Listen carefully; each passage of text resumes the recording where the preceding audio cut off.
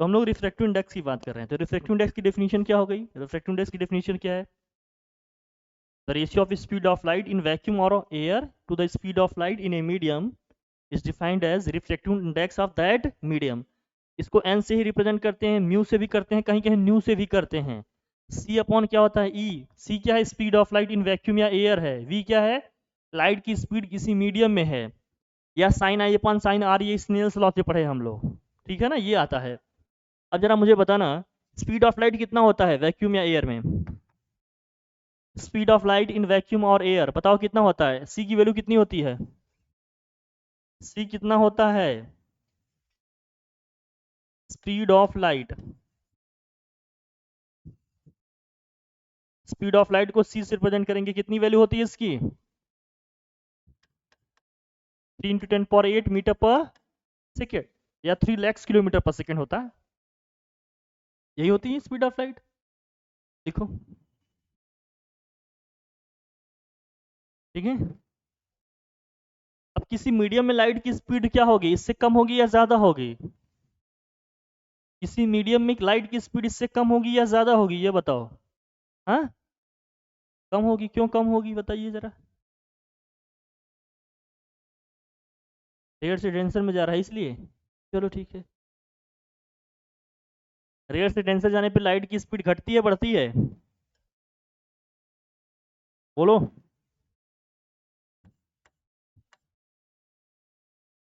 हाँ, ये लाइट की मैक्सिमम स्पीड है, इससे ज़्यादा स्पीड पॉसिबल नहीं है। क्योंकि किस में होगा? या तो एयर में है या किस में है? वैक्यूम में है। इसके अलावा किसी भी मीडियम में लाइट जाएगी तो इससे डेंसर ही होगी, क्योंकि हम मानते हैं कंपैरेटिवली कंडेंसर मीडियम में जब लाइट रे हमारी क्या करती है? इंटरेक्ट करती है, तो इसकी स्पीड क्या होती है? कम हो जाती है। ठीक है, क्लियर है ये बात? ध्यान रखिए। चलो, जो वी आएगा सी से हमेशा छोटा आएगा। तो अब मैं आपसे पूछूं, एक स्टेटमेंट मैं दे रहा हूं, बताओ जरा, लिखो उसमें, बताओ ट्रू है या फॉल्स है। लिखिए स्टेटमेंट, लिखो। The refractive index of A medium is always less than 1।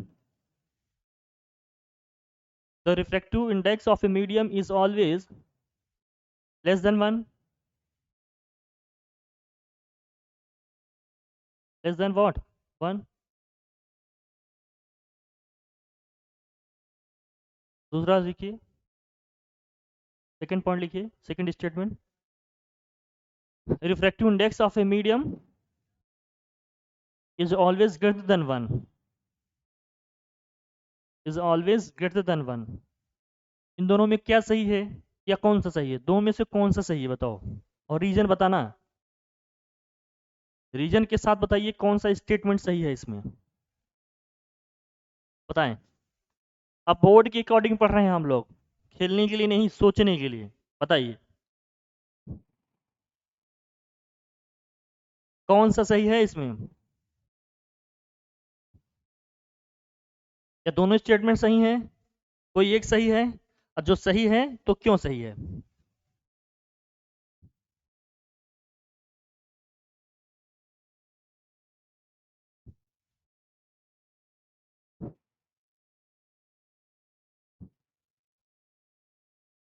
हाँ बताएं, बता भाई। कौन सा स्टेटमेंट सही है? पहला स्टेटमेंट हमने क्या कहा कि रिफ्रैक्टिव इंडेक्स किसी भी मीडियम का क्या है? फर्स्ट स्टेटमेंट है refractive index is always less than 1। Second statement है refractive index is always greater than 1। दोनों में कौन सा ट्रू है या फॉल्स है? कौन सा है सही, या कौन सा करेक्ट सेंटेंस है, या दोनों ही करेक्ट हैं? लेस देन वी वन हो सकता है, ग्रेटर देन वी वन हो सकता है। क्या सही है बताइए, या दोनों ही हो सकता है?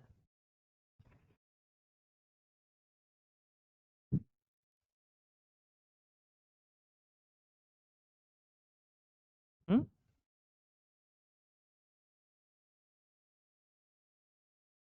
सेकंड सही है, ग्रेटर देन 1। चलो सेकंड सही मैं मान लेता हूँ, तो क्यों सही है रीजन बताओ। सेकंड अगर सही है तो क्यों सही है, ये बताएं। रीजन बताना है ना, इन तो रीजन है, बताइए रीजन क्यों सेकंड सही है भाई, बताओ। तुम्हारे दिमाग में भी कुछ आता है? क्या आता है? हाँ?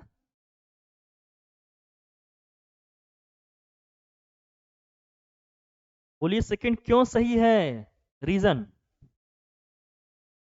अब ऐसे तो हवा में तो नहीं सही हो गया ना, ये कुछ तो रीजन होगा, बताओ क्या सही है, क्यों? आंसर इसका इसी में छिपा है, यही दिमाग लगाओ आंसर मिल जाएगा।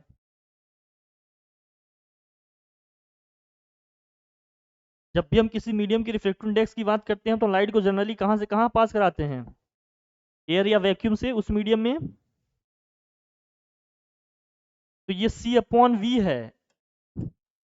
और अभी हमने बताया कि स्पीड ऑफ लाइट वैक्यूम में क्या होती है, या एयर में किसी भी मीडियम से ज्यादा होगी।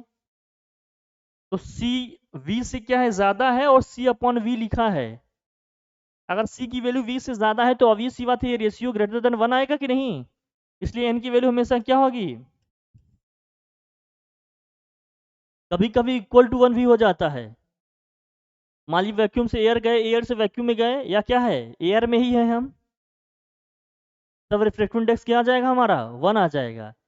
इसलिए कभी स्टेटमेंट अगर इस तरह से आए तो इसमें ये सही करिएगा कि ग्रेटर देन 1 है। क्यों ग्रेटर देन 1 है? क्योंकि ये क्या है, speed of light in vacuum to the speed of light in medium का क्या है, रेशियो है। जिसमें speed of light maximum speed होती है लाइट की, तो न्यूमरेटर अगर डिनोमिनेटर से बड़ा है तो रेशियो ग्रेटर देन 1 आएगा ना हमेशा। इसलिए रिफ्रैक्टिव इंडेक्स तो 1 से क्या हो, हमेशा बड़ा होगा। लेकिन अगर दोनों मीडियम सेम ही हो तो, लाइट एयर से एयर में ही या वैक्यूम से एयर में जा रही है, तो ऊपर भी सी नीचे भी सी, सी से सी क्या हो जाएगा, कैंसल, इक्वल टू में क्या आ जाएगा, 1। तो कभी अगर इस तरह से दिया है तो ये लेना। लेकिन अगर ऐसा भी दिया है, थर्ड ऑप्शन ऐसा दिया है, मान लीजिए कि एन इज ग्रेटर देन और इक्वल टू 1, तो किसे उठाते आप, इसे। इक्वल टू 1 भी हो सकता है और ग्रेटर देन भी हो सकता है। लेकिन इस तरह का केवल पैटर्न दिया है तो केवल यही उठा लेना। अब ये नहीं कि हम ये जानते हैं तो ये हम क्यों ले, क्वेश्चन का जिस तरह से नेचर होगा उस तरह से आंसर करना है ना हमें। ठीक है मेरे गूंगे, समझ में आया? हाँ आएंगे, अभी आ रहे होंगे। समझ गए? अगर ये दिया है तो ठीक है, मान लीजिए सभी में ये भी दिया है, ये तीनों ही दिए हैं, तो अगर इस टाइप का दिया है तो ये सेलेक्ट कर लेंगे आप। लेकिन अगर ये तीनों ही दिए हैं तो थर्ड वाला उठाना। अगर तीनों ही दिए हैं तो किसको उठाना है? अब यहाँ टू द पॉइंट आंसर करना है। अब ये नहीं कि इतना जानते ही इतना जानते हैं, ये लेना है, क्योंकि ये दोनों को शो करेगा। ठीक। अब जरा मुझे बताना, रिफ्रैक्टिव इंडेक्स से ये समझ में आया? ऐसे क्वेश्चंस बनते हैं इसमें, देखना तुम्हारे पीआईक्यू में खूब भरे होंगे, एमसीक्यू में वन लाइनर जो है शॉर्ट आउट में सब आएंगे। अब जरा बताना, अगर किसी मीडियम का रिफ्रैक्टिव इंडेक्स मान लेते हैं, किसी मीडियम का रिफ्रैक्टिव इंडेक्स 1.5 आ गया, इसका मतलब क्या है?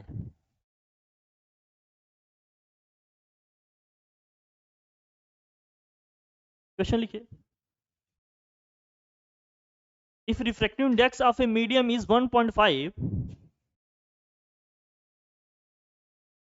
if refractive index of a medium is 1.5,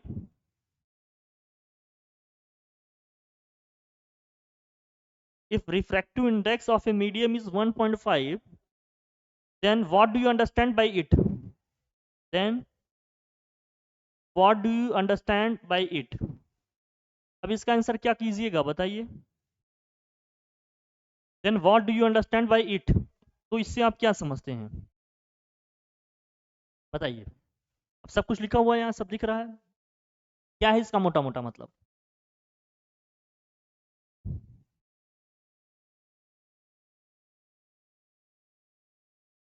बोलिए। अगर किसी मीडियम का refractive index 1.5 it means what?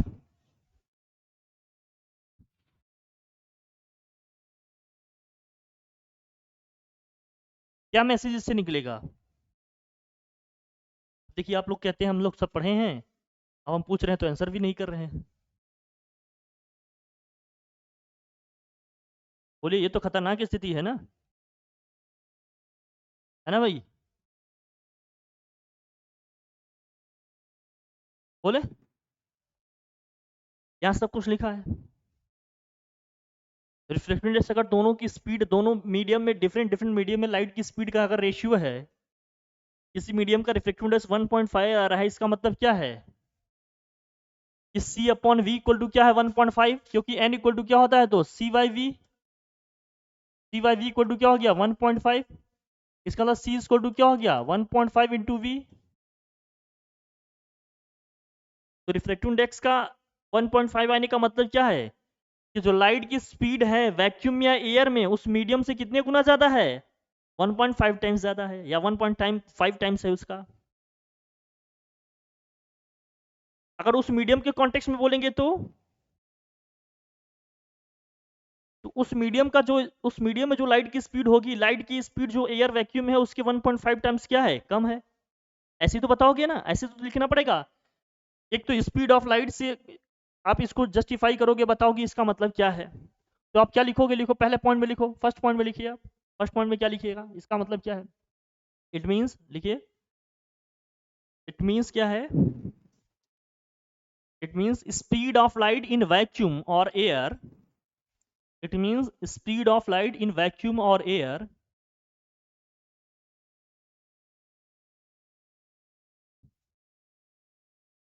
it means speed of light in vacuum or what air is 1.5 times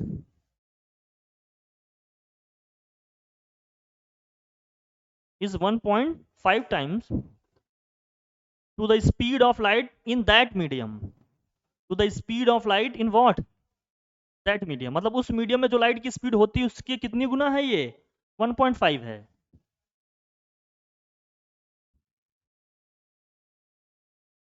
ये तो स्पीड के कॉन्टेक्स्ट में देख लिए। दूसरा, अगर हम डिस्टेंस या डिस्प्लेसमेंट के कॉन्टेक्स्ट में इसको समझते तो क्या होता। पहली चीज ये समझ में आ गई कि स्पीड ऑफ लाइट जो है तुम्हारा एयर में है उस मीडियम के स्पीड का कितना होगा 1.5 टाइम्स। अगर हमें डिस्टेंस या डिस्प्लेसमेंट में समझना होता तो वेलोसिटी क्या होती है, स्पीड इक्वल टू क्या होता है डिस्टेंस अपॉन टाइम होता है, डिस्टेंस अपॉन क्या होता है टाइम होता है। इसके बाद स्पीड क्या है डिस्टेंस अपॉन टाइम की इक्वल है अगर टाइम इंटरवल सेम हो दोनों मीडियम में। जैसे हमने कह दिया 10 सेकंड के लिए लाइट क्या है एयर में भी ट्रेवल कर रही है, 10 सेकंड के लिए उस मीडियम में भी ट्रेवल कर रही है, तो लाइट किस में डिस्टेंस ज्यादा ट्रेवल करेगी ये बताओ, एयर में करेंगी या उस मीडियम में करेगी, एयर में करेगी। इसका अगर डिस्टेंस के रिस्पेक्ट में बात करेंगे तो क्या होगा, चलो किसी इक्वल टाइम इंटरवल में लाइट उस मीडियम के रिस्पेक्ट में 1.5 टाइम्स ज्यादा डिस्टेंस ट्रेवल करेगी, इसका ये भी सेंस है। तो दूसरा लिखो डिस्टेंस के कॉन्टेक्स्ट में लिखिए, इसमें लिखो फॉर इक्वल टाइम इंटरवल या फॉर इक्वल टाइम इंटरवल, लिखिए for equal time interval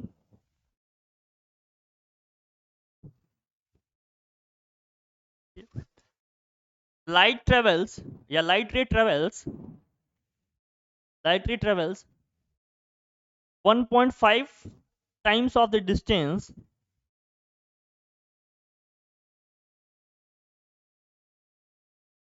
1.5 times of the distance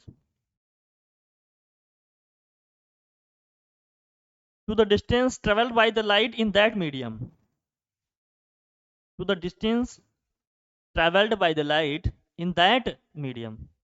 इसको दो तरीके से लिखा जा सकता है, समझ रहे हो ना मेरी बात। जनरली बुक में केवल यही डिस्टेंस वाला लिखा रहता है, लेकिन स्पीड के कॉन्टेक्स्ट डिस्टेंस कॉन्टेक्स्ट दोनों कॉन्टेक्स्ट में हमने बता दिया। लेकिन इसका ध्यान रखना टाइम इंटरवल इक्वल होना चाहिए, टाइम इंटरवल अगर सेम नहीं होगा तो टाइम में डिफरेंसेस है तो स्पीड में डिफरेंसेस हैं ही, तो डिस्टेंस में कोई रिलेशन बता पाओगे क्या, टाइम को पहले सेम रखेंगे तब पता चलेगा किसमें ज्यादा जा रही है किसमें कम जा रही है, ऐसे बताना पड़ेगा। ये है लॉजिकल रीजनिंग। क्वेश्चन को ऐसे सोचना है, इस तरह से आंसर करना है, तब इफेक्टिव मार्क्स तुम गेन कर पाओगे। अभी तक जो पढ़े हो जस्ट केक वाक था, बस किसी तरह सिलेबस को टच करना था, टॉपिक्स का डेफिनेशन पढ़ लेना था। लेकिन इनकी प्रैक्टिकल इंप्लीकेशंस की बात करेंगे तो क्वेश्चंस इस तरह से आएंगे, ऐसे आंसर करना है अपने को। समझ में आया मेरे गूंगे, आया क्या, ठीक है, ऐसे आंसर करना है। नेक्स्ट लिखो क्वेश्चन, किन किन फैक्टर्स पर रिफ्रैक्टिव इंडेक्स डिपेंड करेगा ये बताओ मुझे। एक क्वेश्चन हर साल रहता है रिफ्रैक्टिव इंडेक्स पे, इसलिए इसको मैं बहुत ज्यादा एक्सटेंड करके बात कर रहा हूँ। रिफ्रैक्टिव इंडेक्स किन किन फैक्टर्स पे डिपेंड करता है ये बताओ। देखो क्वेश्चन लिखिए, on which factors refractive index depends, on which factor refractive index depends, question mark बनाओ, बताओ किस फैक्टर पे डिपेंड करता है या किन किन चीजों पे डिपेंड करता है रिफ्रैक्टिव इंडेक्स। पता है?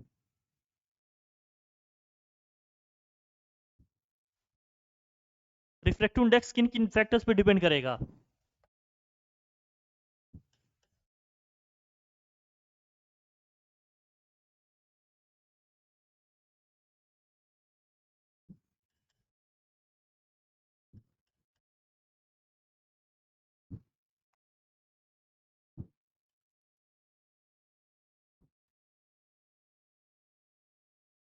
है आइडिया?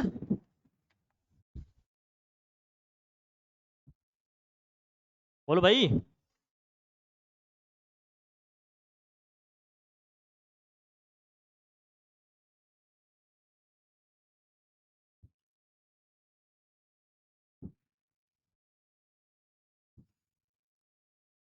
नहीं पता है किस किस फैक्टर पे डिपेंड करेगा ये? चलो लिखो फिर। पहला एक ही है, वेवलेंथ पे डिपेंड करेगा रिफ्रैक्टिव इंडेक्स। किस पे डिपेंड करेगा?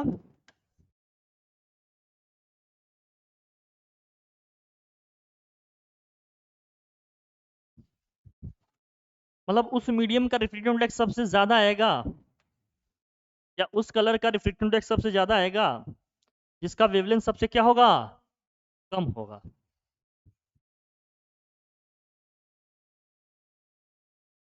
अब मैं आपसे पूछ रहा हूं, मुझे बताना। फिर इसमें क्वेश्चन बनेंगे कई सारे। विबग्योर आप जानते हैं, पढ़े ही हो। अब विबग्योर में मुझे बताना रिफ्रैक्टिव इंडेक्स सबसे ज्यादा किसके होगा, किस कलर के लाइट का होगा? वायलेट कलर का होगा, क्योंकि इसका रिफ्रैक्टिव वेवलेंथ क्या होता है सबसे, क्योंकि जब हम लेफ्ट टू राइट इसमें मतलब वी से जब आर की तरफ मूव करेंगे, ये वायलेट है, इंडिगो है, ब्लू है, ग्रीन है, येलो है, ऑरेंज है, और क्या है, रेड है। जब लेफ्ट टू राइट मूव करते हैं तो वेवलेंथ क्या होता है हमारा, इंक्रीज होता है। और ये दिख रहा है कि रिफ्रैक्टिव इंडेक्स वेवलेंथ की क्या है, इनवर्सली प्रोपोर्शनल। अगर इस ऑर्डर में चलने पे वेवलेंथ इंक्रीज हो रहा है, इसका मतलब इसी ऑर्डर में चलने पे रिफ्रैक्टिव इंडेक्स हमारा क्या होगा, डिक्रीज होगा। तो सबसे ज्यादा वेवलेंथ किसका हो गया, वायलेट का होगा। सबसे कम किसका हो गया, रेड का हो गया। अब क्वेश्चन ऐसे नहीं पूछे जाएगा, कभी कभी तो ऐसे पूछ लेंगे चल जाएगा, लेकिन दो दो दो तीन डिफरेंट कलर दे देंगे कि बताओ किसका रिफ्रैक्टिव इंडेक्स ज्यादा होगा। येलो दे दिया, ऑरेंज दे दिया, ग्रीन दे दिया। आपसे पूछेंगे किसका रिफ्रैक्टिव इंडेक्स सबसे ज्यादा होगा। अब उसको आंसर करने के लिए तुम्हारे पास दो चीजें दिमाग में होनी चाहिए। तो पहले तो रिफ्रैक्टिव इंडेक्स वेवलेंथ पे किस पर डिपेंड करता है, फिर विबग्योर का ऑर्डर पता होना चाहिए, तब आंसर कर पाओगे प्रॉपर। ऐसे लर्न करना है, ये नहीं कि केवल इतना रात करके चले गए। सुन नहीं हमारी बात, समझे मेरे गूंगे? आया? बोलना सीखो। आया है नहीं? हाँ। तो दुखी आत्मा की तरह एकदम परेशान हो। इसमें एक इक्वेशन आता है, किस इक्वेशन से ये रिलेशन डराइव हुआ था, उस इक्वेशन को आप लोग जानते हो? उस इक्वेशन का नाम क्या है, पढ़े हो ये सब, जानते हैं क्या हम लोग? उसको बोलते हैं कॉची इक्वेशन। क्या बोलते हैं, कॉची इक्वेशन। और इक्वेशन क्या है वो, जान लो तो ठीक है। A plus b upon lambda square plus and so on, ऐसे चलता रहेगा। ये है कॉची इक्वेशन, जहां ए बी क्या है, कांस्टेंट है, लैम्डा वेवलेंथ है, एन क्या है, रिफ्रैक्टिव इंडेक्स है। तो जानते रहो।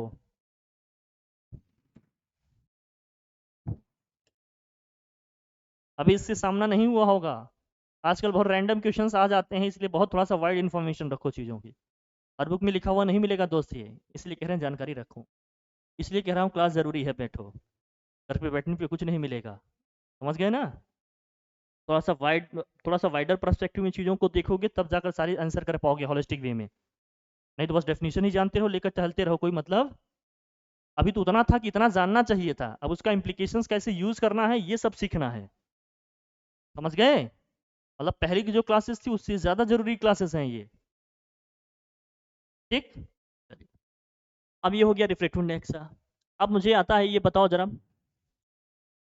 तुम लोगों ने हमने पढ़ाया था ना डिस्पर्सन ऑफ लाइट, याद है? डिस्पर्सन ऑफ लाइट पढ़ा था। उसी में हम लोगों ने पढ़ा था स्कैटरिंग ऑफ लाइट, याद है? स्कैटरिंग ऑफ लाइट में भी एक चीज हमने बताया था तुम्हें। स्कैटरिंग ऑफ लाइट में जरा बताना कि वेवलेंथ पे किस तरह से डिपेंड कर रहा था। स्कैटरिंग ऑफ लाइट वेवलेंथ पे किस तरह से डिपेंड कर रहा था, इनवर्सली प्रोपोर्शनल था कि डायरेक्टली प्रोपोर्शनल था?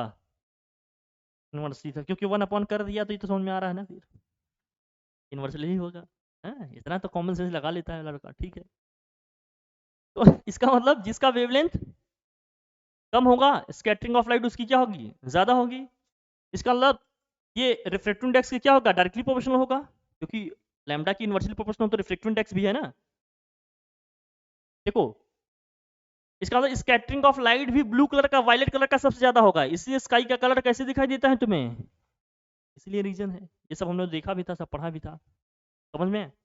तो ऐसे कॉन्सेप्ट को रिलेट करके रखना है, समझ में आया। अब स्कैटरिंग ऑफ लाइट में, स्कैटरिंग ऑफ लाइट तुम जानते हो, 2-3 कलर उन्होंने दे दिया, पूछेंगे किसकी सबसे ज्यादा होगी स्कैटरिंग ऑफ लाइट, तो तुम्हें विवयोर का ऑर्डर पता है, सबसे ज्यादा स्कैटरिंग किसकी होगी, वायलेट की, फिर इंडिगो की, फिर ब्लू की, फिर ग्रीन की, फिर येलो की, फिर ऑरेंज, फिर ये पता होगा।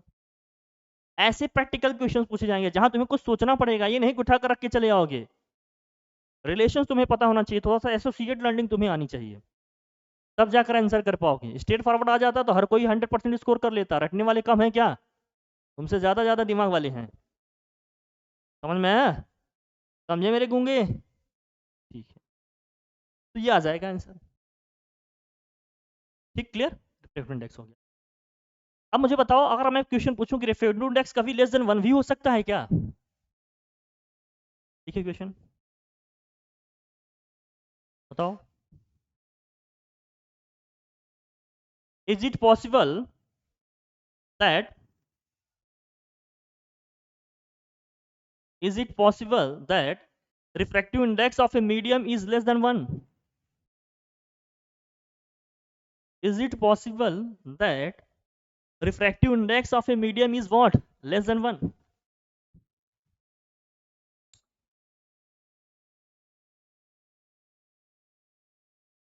If yes, then explain. बस यस नो कह के नहीं निकल जाना है, ये एबीसी नहीं खेलना है यहाँ, यहाँ एक्सप्लेन भी करना पड़ेगा। इफ यस देन एक्सप्लेन, मतलब पहले पार्ट का आंसर तो हमने क्वेश्चन में ही दे दिया, पहले पार्ट का आंसर तो हमने क्वेश्चन में ही दे दिया, यस है मतलब हो सकता है, लेकिन अब क्या है, सेकेंड पार्ट का आंसर तुम्हें अपनी तरफ से करना है। कभी कभी ऐसे लॉलीपॉप क्वेश्चन भी होंगे, उनको कैसे टैकल करोगे, बताओ क्या लिखोगे आंसर। अभी तो सर आपने बताया कि रिफ्रैक्टिव इंडेक्स की वैल्यू हमेशा ग्रेटर देन 1 होगी, फिर आप कह रहे हैं कि सर लेस देन भी 1 होगा, कैसे होगा सर, ये कैसे हो सकता है, दोनों चीजें कैसे हो सकती है। हमने क्या कहा, जब हम किसी मीडियम की रिफ्रैक्टिव इंडेक्स की बात करते हैं तो लाइट रे को मोस्टली हम लोग कहाँ से कहाँ भेजते हैं, एयर या वैक्यूम से उस मीडियम में भेजेंगे। लेकिन अगर इसी का रिवर्स कर दें तो लाइट रे किधर से किधर को जाए, किसी मीडियम से रेयर या डेंसर या एयर में जाए तो स्पीड ऑफ लाइट हमारी ऊपर होगी, नीचे, sorry, speed of light in medium क्या होगा, ऊपर होगा, speed of light in air या वैक्यूम क्या होगा, नीचे होगा। तो v अपॉन सी हो जाएगा, जब v अपॉन सी होगा तो रिफ्रैक्टिव इंडेक्स क्या आएगा, लेस देन 1 आ जाएगा। इसका मतलब यस है, लेकिन कब, जब लाइट कहां से कहां जाए, डेंसर टू, लिखो यस में, एक्सप्लेनेशन में लिखो यस, फिर एक्सप्लेनेशन में लिखो when light goes from, when light goes from what, when light goes from denser to rarer media, denser to rarer media, denser से कहां जाए, कभी कभी ऐसे भी आएंगे, अब केवल उतना ही पढ़ के चले जाते तो क्या लिख के आते, नो में आंसर लिखते, अरे तो क्वेश्चन ही गलत है, हमने तो यस ये तो पढ़ा था ग्रेटर देन 1। प्रैक्टिकल इंप्लीकेशन सीखने पड़ेंगे, लॉजिकल रीजनिंग डेवलप करनी पड़ेंगे, समझ में आया, ये सब किताबों में नहीं मिलेंगे, सोचना पड़ेगा अपने से, टीचर समझदार मिला तो ठीक है, नहीं निकम्मे से तो पढ़ ही रहे हैं हम लोग। चले आगे बढ़े, ठीक है, यहाँ समझ में आया। तो रिफ्रैक्टिव इंडेक्स में इतने डायमेंशंस हैं, इतनी पॉसिबिलिटीज हैं, ये ध्यान में रखना था अपने को, क्लियर, समझ में आ गई बात, आगे बढ़े। अब अगर मैं पूछ रहा हूं किसी मीडियम का रिफ्रैक्टिव इंडेक्स, किसी मीडियम का रिफ्रैक्टिव इंडेक्स 0.7 है, रिफ्रैक्टिव इंडेक्स क्या है, 0.7 है, इस केस में आप मुझे बताओ लाइट डेंसर से रेयर में जा रही है या रेयर टू डेंसर में जा रही है, डेंसर टू रेयर जा रही है या इसी का अपोजिट है, रेयर टू डेंसर जा रही है। अब ये बताओ, ये थोड़ा प्रैक्टिकल क्वेश्चन आपसे पूछा गया, बताओ रिफ्रैक्टिव इंडेक्स किसी मीडियम का क्या है, 0.7 है, तो मुझे बताओ, अब वो सब छोड़ो, स्पीड कितनी है, डिस्टेंस कितनी है, क्या समझते हैं, अब थोड़ा सा स्टेप आगे आओ। रिफ्लेक्टेड इंडेक्स 0.7 आ रहा है तो लेस देन 1 हो गया। अब आपको ये बताना है कि लाइट रे किधर से किधर जा रही है, आंसर 2। अब ये सब प्रैक्टिकल चीजें नहीं जानोगे तो क्या इसका आंसर कर पाओगे क्या, इसलिए चीजों को जानना जरूरी है। ये सब पढ़े क्या अब तक हम लोग, जाने क्या, कभी देखे क्या, सोचना आना चाहिए, तब आंसर कर पाओगे, तब जाकर सारे मार्क्स सारे क्वेश्चन अटेंड करने की तुम्हारे पास प्रोबेबिलिटी चांसेस बढ़ेंगे। समझ में आया, कौन सा चीज ठीक हो जाएगा इसमें, आंसर 2 रेयरर, ये हो जाएगा। क्लियर। अब मुझे बताना, डिफरेंट डिफरेंट तुम्हें मीडियम दिए जाएंगे, सॉलिड लिक्विड गैस दिया जाएगा, आपसे पूछा जाएगा किसका रिफ्लेक्टिव इंडेक्स ज्यादा है, किसका रिफ्लेक्टिव इंडेक्स कम है, तो कैसे करोगे,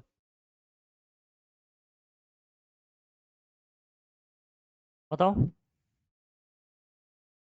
सॉलिड लिक्विड गैस की अगर हम बात करें तो किसमें रिफ्लेक्टिव इंडेक्स ज्यादा होगा, सॉलिड लिक्विड एंड गैस, किसका रिफ्लेक्टिव इंडेक्स ज्यादा होगा, किसका रिफ्लेक्टिव इंडेक्स कम होगा, बताओ। सॉलिड का, बहुत बेहतरीन। हाँ, सॉलिड का रिफ्लेक्टिव इंडेक्स ज्यादा होगा, क्यों ज्यादा होगा ये बताओ, सॉलिड का रिफ्लेक्टिव इंडेक्स क्या ज्यादा होगा, ओ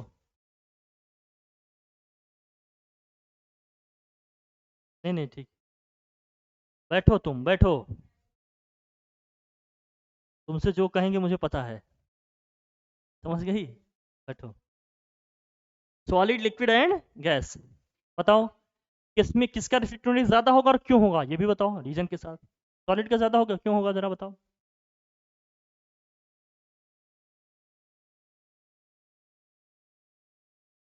देखो यही है,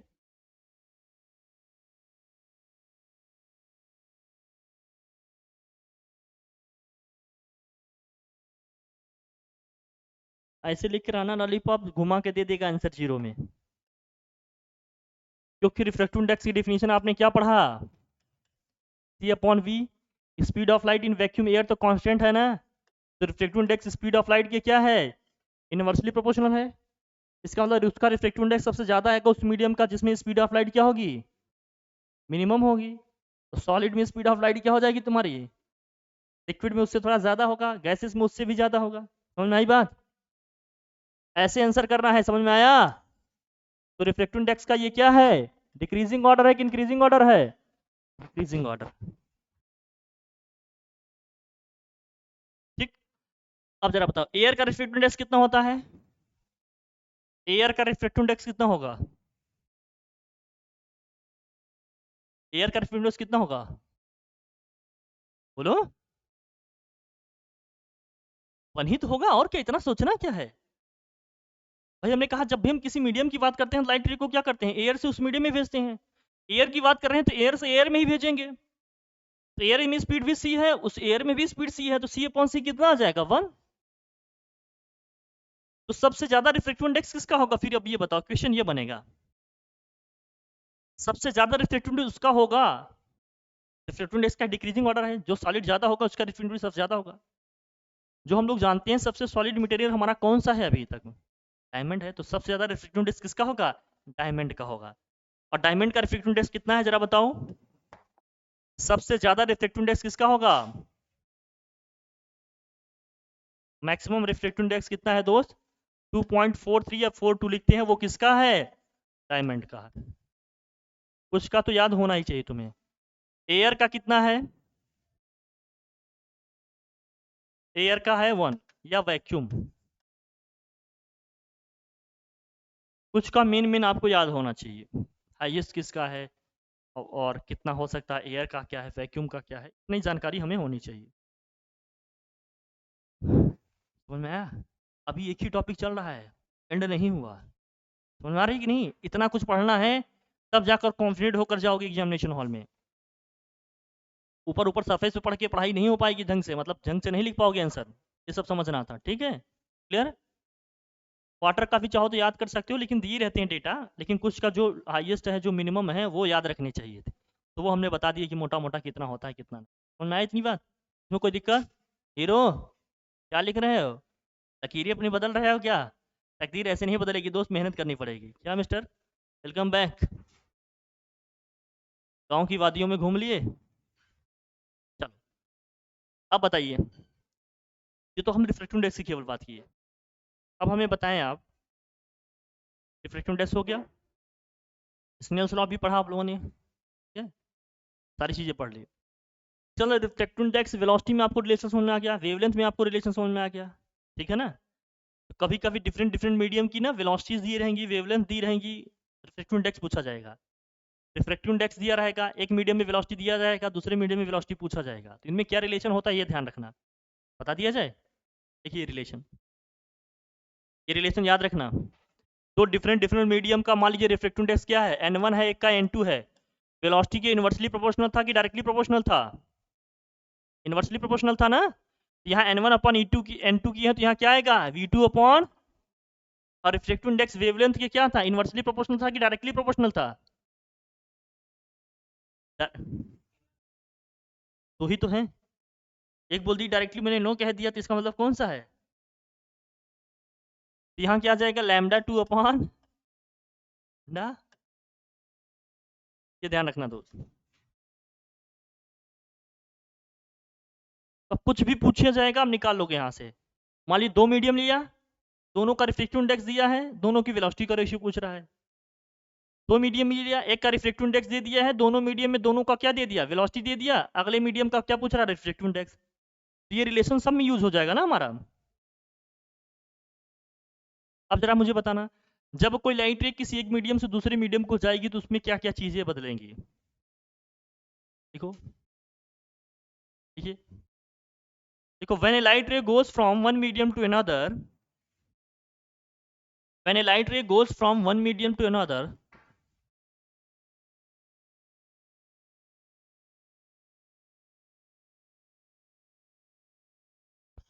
when a light ray goes from one medium to another, then which thing are get changed? Then which thing are get changed? जब कोई लाइट रे किसी एक मीडियम से दूसरे मीडियम को जाएगी तो उसकी क्या क्या चीजें चेंज हो जाएंगी, बताएं क्या क्या चीजें चेंज होंगी? जब लाइट रे क्या हो रही है तुम्हारी, किसी एक मीडियम से दूसरे मीडियम को जा रही है, मीडियम 1 से कहा जा रही है, मान लीजिए मीडियम 2 में, उसकी चीज क्या, अब डेंसर टू रेयर की हम बात ही नहीं कर रहे हैं, किसी एक मीडियम से दूसरे मीडियम में जा रही है, डेंसर टू रेयर हो सकता है, रेयर टू डेंसर कुछ भी हो सकता है, डजंट मैटर। अब आप मुझे बताओ क्या क्या चीज चेंज हो जाएगा, बस ये बताओ। चलो वेवलेंथ चेंज हो जाएगा उसका, पहली चीज आपने कह दी, वेवलेंथ चेंज हो जाएगा, बहुत बढ़िया। और क्या चेंज हो जाएगा उसका बताओ? वेवलेंथ का मतलब लैम्डा से है।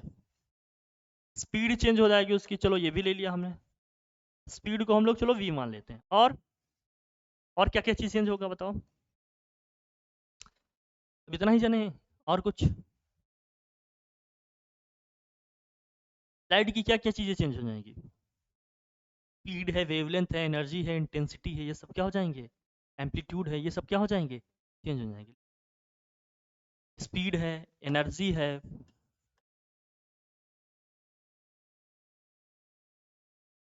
और क्या है, इंटेंसिटी है। इंटेंसिटी मतलब समझते हो? इंटेंसिटी मतलब समझते हो दोस्त? इतनी ब्राइट लाइट है, जैसे मीडियम बहुत डार्क हो जाए तो लाइट थोड़ी ब्लर हो जाती है कि नहीं, इंटेंसिटी उसकी क्या हो गई, गिर गई है ना, ऐसे। इंटेंसिटी है, एनर्जी है, ये है, एम्पलीट्यूड वगैरह छोड़ो, अभी इतना ध्यान रखो बस। ये सारी चीज़ें क्या हो जाएंगी, चेंज हो जाएंगी। अब ये किस तरह से चेंज होगी ये समझो। अगर लाइट रे तुम्हारी, दो सिचुएशन लेते हैं, अगर लाइट रे हमारी किधर से किधर जा रही है, दो सिचुएशन लेते हैं इन सब में। पहली ये है कि अगर रेयर टू मान लो डेंसर में जा रही है, रेयर टू डेंसर जा रही है तो क्या होगा, बाकी दूसरे का समझ ही जाओ कि डेंसर टू रेयर इसका अपोजिट हो जाएगा। लाइट रे अगर रेयर टू डेंसर जा रही है तो इसमें क्या क्या चीजें किस तरह से बदलेंगी बताओ? अब ये बताओ, रेयर टू डेंसर में जाएगा तो क्या क्या सब घटेगा, सब बढ़ेगा, या कुछ घटेगा कुछ बढ़ेगा, क्या क्या चीज होगा इसमें? वेवलेंथ क्या होगा, घटेगा। स्पीड क्या होगा, एनर्जी क्या होगी, इंटेंसिटी क्या होगी? अब इसका अपोजिट समझ जाओगे, ऐसे क्वेश्चंस पूछे जाएंगे। चेंज तो हो रहा है, समझ में आ रहा है, लेकिन चेंज में भी क्या घट रहा है कि बढ़ रहा है? चेंज तो दोनों केसेस होंगे ना, लेकिन चेंज में किस तरह का चेंज हो रहा है? डिक्रीज होगा ये। अब इसी का अपोजिट ले लें, डेंसर टू रेयर जाएंगे तो बोलो, डेंसर टू रेयर को जाएंगे तो चीजें क्या होंगी? सब के सब इंक्रीज हो जाएंगी। अब मेरा क्वेश्चन ये है कि लाइट की कौन सी चीज नहीं चेंज होगी? जब कोई लाइट रे एक मीडियम से दूसरे मीडियम को जाएगी तो उसकी कौन सी चीज चेंज नहीं होगी, ये बताओ। अगला क्वेश्चन लिखो।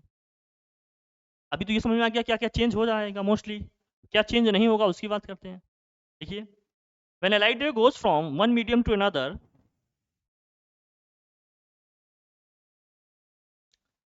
when a light ray goes from one medium to another, then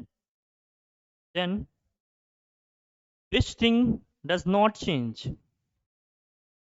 Then which thing does not change? कौन सी चीज उसकी चेंज नहीं होगी, ये बताओ। तो बताओ तुम लोग, कौन सी चीज चेंज नहीं होगी? तो चेंज वाली समझ में आ गई, चेंज नहीं होने वाली कौन सी है? रीजन के साथ बताना, बताओ। चैप्टर्स तो कंप्लीट कर लिए हो ना तुम लोग, अब इतना तो आना चाहिए। अब कौन सी चीज चेंज नहीं होगी, बताओ जल्दी से। हाँ,